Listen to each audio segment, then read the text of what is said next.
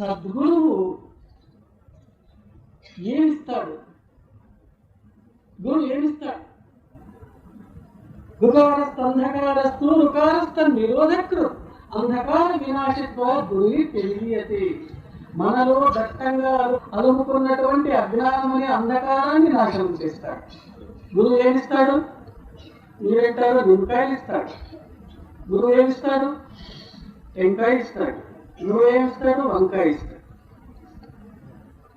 నిజంగా గురువు ఏమిస్తాడు? అజ్ఞానం అనే అంధకారాన్ని నాశనం చేసి జ్ఞానం అనే జ్యోతిని ఇస్తాడు. గురువు యొక్క తత్వం చాలా విశిష్టమైనటువంటిది, స్థానం చాలా పెద్దది. అయితే మీరు పప్పులో కల్తీ చూస్తున్నారు, బియ్యంలో కల్తీ చూస్తున్నారు, ఉప్పులో కల్తీ చూస్తున్నారు, గురువుల్లో కూడా కల్తీ స్టార్ట్ అయింది. వాచ వేదాంతం ఉంది, అనుష్ఠాన వేదాంతం లేదు ఈ దేశంలో. గురువు నిజంగా అపరిగ్రహ వ్రతాన్ని పాటించాలి. చెప్పేది చాలా సులభం, చాలా సులభం చెప్పేది. అనుసరించేది చాలా కష్టం. చూడండి, ఇక్కడ ఈరోజు ఈ సభలో ఈ నల్లని మీ స్వామికి ఈ చల్లని వాతావరణంలో ఆహా మహారాజ్ దర్బార్ సీట్ ఇచ్చినారు. ఈ పూలమాలను చూడండి, అబ్బా ఆచరణ ఎంత కష్టం అనేది మీకు చెప్తాను. చూడండి, లక్షలాది శిష్య భక్తాదులు ఉన్నారు. కడతీర్చే గురుడెప్పుడు కాసులు అడగడురా, ఆశలు ఒడిగిన గురుడు అతడే దైవమురా. మన పీఠంలో మన గురువు గారు నేర్పించినటువంటి మొట్టమొదటి పాఠం ఇది. నాయన బాగా జ్ఞాపకం పెట్టుకో. కడతీర్చే గురుడెప్పుడు కాసులు అడగడురా. నీ సొంతానికి, నీ భార్య బిడ్డల పోషణకు ఏ శిష్యుల దగ్గర భక్తుల దగ్గర చేయి చాచి భిక్షగాడుగా సమాజంలో ఉండవద్దు. ఆశీర్వాదం చేసే చేయి ఈ రీతిగా ఉండాలి, ఈ రీతిగా కాదు. కడతీర్చే గురుడెప్పుడు కాసులు అడగడు. ఆశ ఒడిగిన గురుడు అతడే దైవమురా. గురు శాసనం ఇది. పోయినసారి ఆరాధన సందర్భంలో సామాన్యంగా ప్రతి సంవత్సరము నేను 2 ట్యాక్సులు కట్టాలి. ఒకటి కాలేజీలో గవర్నమెంట్ ట్యాక్స్ అంటారు, ఆశ్రమంలో రెండవది బంధం ట్యాక్స్ అంటారు. బహుశా మీకంతా ఒకటే ట్యాక్స్ ఏమో, నాకు మాత్రం 2 ట్యాక్స్లు ఉన్నాయి. 2 ట్యాక్సులు రావడం వల్ల అకస్మాత్తుగా జీతం అంతా పట్టుకునేసారు. జీతంతో జీవితం నడిపే ఉద్యోగి లేదు. సడన్ గా వచ్చేసింది, మీకు జీతం రాదు అన్నారు. జీవితం సాగేది ఎలా? కోట్లకు పడగలెత్తినటువంటి వాళ్ళు ఉన్నారు, శిష్యులు, లక్షాధిపతులు ఉన్నారు.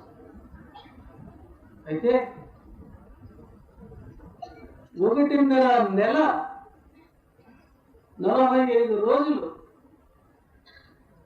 ఉడుకు నీళ్లు కాచుకునేదానికి కట్ట లేకుండా పోయి చన్నీటితోనే గడిపినా. లేరా శిష్యులు, భక్తులు లేరా? ఒక ఉత్తరం రాస్తే డబ్బులు పంపిరా? చేస్తే రావ డబ్బులు. ఆచరణ కావాలి. ఎంత కష్టంగా ఉంటుంది చెప్పేది చాలా సులభమే, చాలా సులభం చెప్పేది. అయితే ఆచరణకు వస్తే అప్పుడు తెలుస్తుంది అంత రాక, అనుభవించడానికి తెలుస్తుంది. ఆచరణ కావాలి. తూచా తప్పుకోకుండా అపరిగ్రహ వ్రతాన్ని పాటించినప్పుడే అర్థమవుతుంది, తెలుస్తుంది. ఎంతమంది శిష్యులకు హెచ్చరికగా చెప్తాను నేను, సవినయంగా అడుక్కుంటాను. నా స్థానానికి, నర్సీపూర్ ప్రాంతానికి మీరు వచ్చేటప్పుడు ఏమి కానుకలు తీసుకురావద్దండి.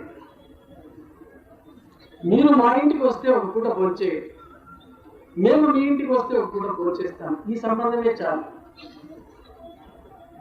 ఏదో ఒక వస్తువు తీసుకువస్తారు. నా మనసు అంగీకరించదు.